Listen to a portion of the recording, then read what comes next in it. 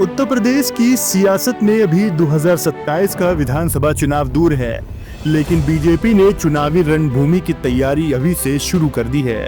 Party ने अपने विधायकों का सर्वे तो करवा ही लिया है, साथ ही 403 विधानसभा सीटों का पूरा गणित भी तैयार कर लिया है। खास बात यह है कि बीजेपी ने 2022 की हारी हुई सीटों को 6 कैटेगरी में, जीती हुई सीटों को 4 कैटेगरी में बांट दिया है। यानी अब हर सीट के लिए अलग अलग रणनीति तय होगी। आइए आपको ग्राफिक्स की मदद से आसान भाषा में समझाते हैं। ए कैटेगरी वो सीटें जहां 2022 में बीजेपी दूसरे नंबर पर रही, यहां पन्ना प्रमुख को अभी से मैदान में उतारा गया है। बी कैटेगरी यह पार्टी तीसरे नंबर पर रही, इन इलाकों में लगातार मीटिंग और संभावित प्रत्याशियों की रिपोर्ट कार्ड बनाया जा रहा है। सी कैटेगरी मैनपुरी, रायबरेली और आजमगढ़ जैसी सीटें जहां सपा और कांग्रेस का दबदबा रहा, इन पर केंद्र नेता एक्टिव रहेंगे।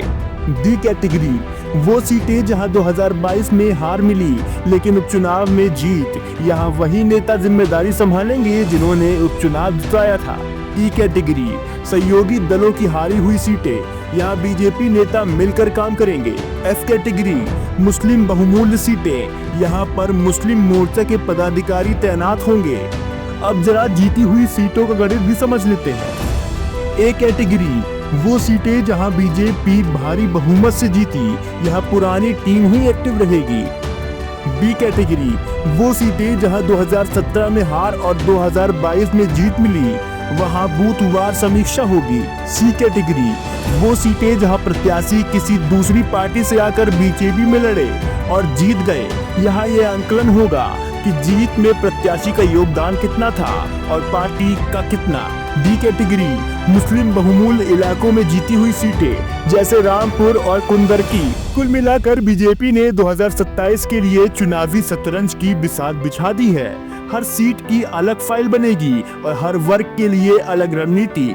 सवाल बस यही है, क्या ये संगठनात्मक मैनेजमेंट बीजेपी को 2027 में फिर से सत्ता की चाबी दिला पाएगा या फिर विपक्ष इस चाक चौबंद प्लान में सेंध लगा देगा।